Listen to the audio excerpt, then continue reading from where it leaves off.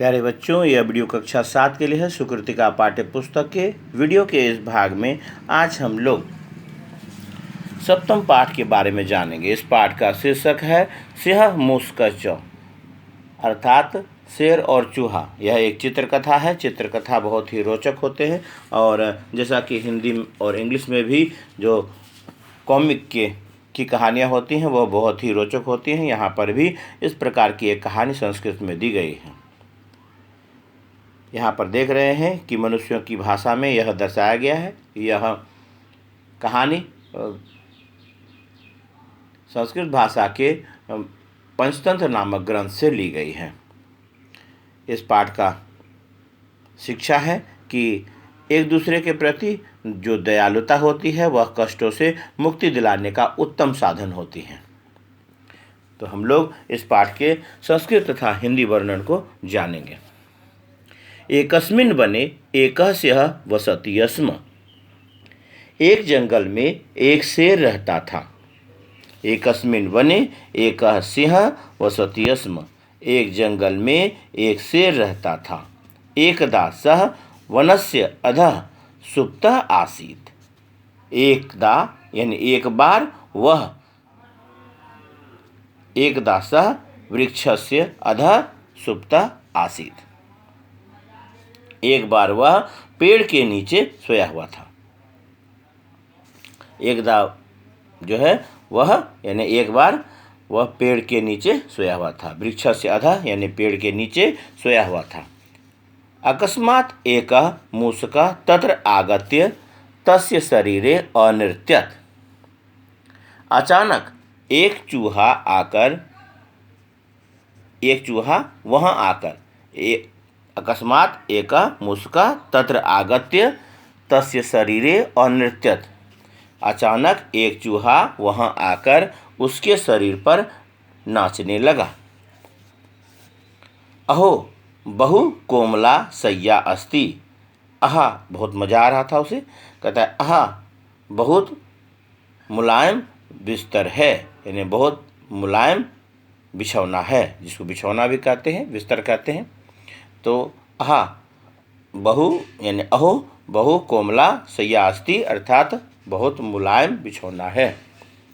मूषकस्य नर्तनेन सिंहः प्रबुद्धः अभवत्। चूहे के नाचने से शेर जग गया। प्रबुद्धः अभवत्, शेर जग गया। सः मूषकं दृष्ट्वा क्रोधेन अवदत्। वह चूहे को देखकर गुस्से से बोला। मूषकस्य नर्तनेन सिंहः प्रबुद्धः अभवत्। चूहे के नाचने से शेर जग गया।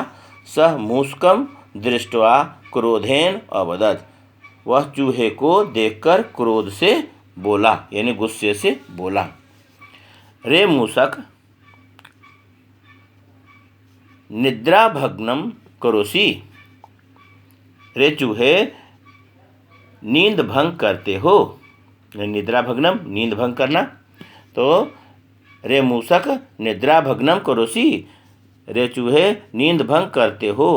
अहम त्वाम भक्षिष्यामि, मैं तुमको खाऊंगा। उसको पकड़कर बोलने लगा। रे मूषक निद्राभग्नम करोषि, रे चूहे नींद भंग करते हो। अहम त्वाम भक्षिष्यामि, मैं तुमको खाऊंगा।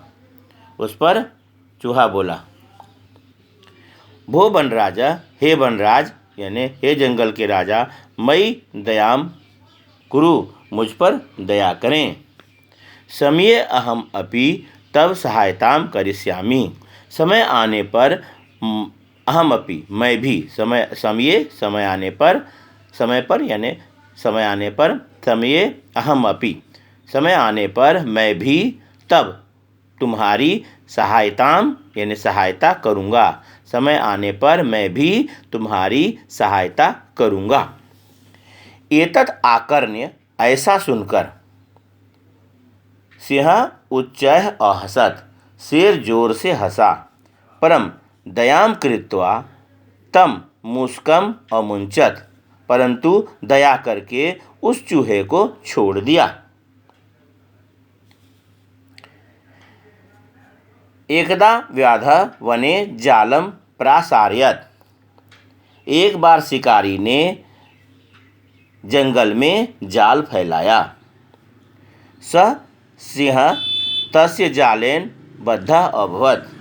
वह शेर तस्य जालेन उसके जाल में फंस गया यानी बंध गया, यानी बद्धः अभवत् बंध गया यानी फंस गया। सः सिंह तस्य जालेन बद्धः अभवत्। वह शेर उसके जाल में फंस गया। तदा सिंह कष्टेन अगर्जत। तब शेर कष्ट के कारण गरजा। तदा सिंह कष्टेन अगर्जत। तब शेर कष्ट के कारण गरजा। अहो एतत् तु सिंहस्य गर्जनम। कहा, ओह यह तो शेर का गर्जन है, यानी यह तो शेर की दहाड़ है, या ऐसा चूहा सोच रहा है। अहो एतत्तु सिंहस्य गर्जनम। ओह यह तो शेर की दहाड़ है। गत्वा पश्यामि जाकर देखता हूँ।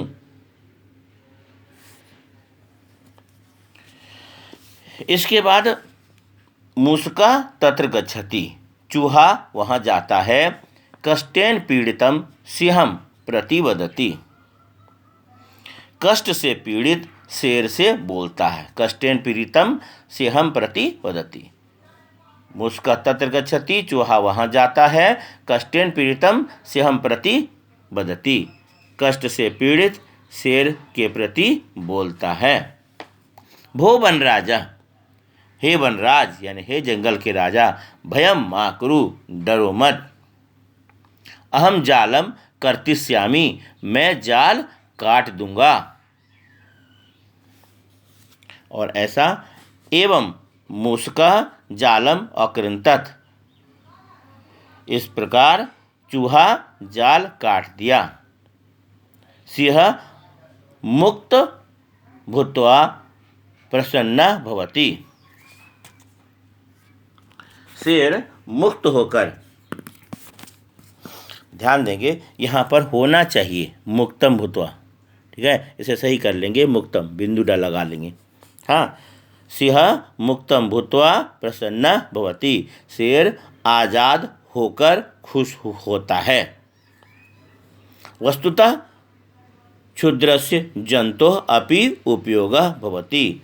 वास्तव में छोटे जानवर का भी, जंतु मतलब जानवर का होता है, मतलब उकारांत में आता है, तो जंतु मतलब होता है जानवर का। वस्तुतः क्षुद्रस्य जंतोः अपि उपयोगः भवति। वास्तव में छोटे जानवर का भी उपयोग होता है। सत्यम कथितम, सच कहा गया है। परस्परम दयालुता भावः श्रेयस्करः भवति।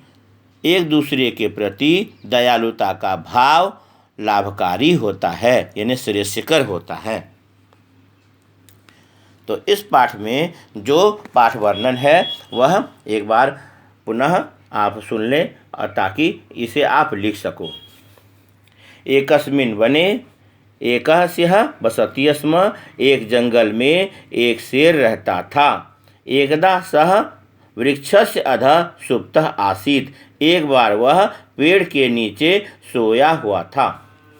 अकस्मात् एकः मूषकः तत्र आगत्य। अचानक एक चूहा वहाँ आकर तस्य शरीरे अनृतत, उसके शरीर पर नाचने लगा। अहो बहु कोमला शय्या अस्ति। आहा बहुत मुलायम बिस्तर है। मूषकस्य नर्तनेन सिंह प्रबुद्धः अभवत्। चूहे के नाचने से शेर जाग गया। सः मूषकं दृष्ट्वा क्रोधेन अवदत्। वह चूहे को देखकर गुस्से से बोला, रे मूषक निद्रा भग्नम करोसि। रे चूहे नींद भंग करते हो। प्रश्नवाचक है, पूछा है। अहम त्वाम भक्षिष्यामि, मैं तुमको खाऊंगा। तो चूहा बोलता है, भो वनराजा, हे वनराज, मयि दयाम कुरु, मुझ पर दया करें। समय अहम अपि, समय आने पर अहम अपि मैं भी, समय आने पर मैं भी तब सहायताम करिष्यामि तुम्हारी सहायता करूँगा। एतत् आकर्ण्य सिंह उच्चैः अहसत्। ऐसा सुनकर शेर जोर से हंसा। परम दयां कृत्वा तम मूषकम अमुंचत। परंतु दया करके उस चूहे को छोड़ दिया। एकदा व्याधः बने जालम प्रासार्यत। एक बार शिकारी ने जंगल में जाल फैलाया। स सिंह तस्य जालेन बद्धः अभवत्। वह शेर उसके जाल में फंस गया। तदा सिंह कष्टेन अगर्जत। तब शेर कष्ट के कारण गरजा। चूहा सुना, अहो एतत्तु सिंहस्य गर्जनम। ओह, यह तो शेर की दहाड़ है, यानी यह तो शेर का गर्जन है। गत्वा पश्यामि, जाकर देखता हूँ।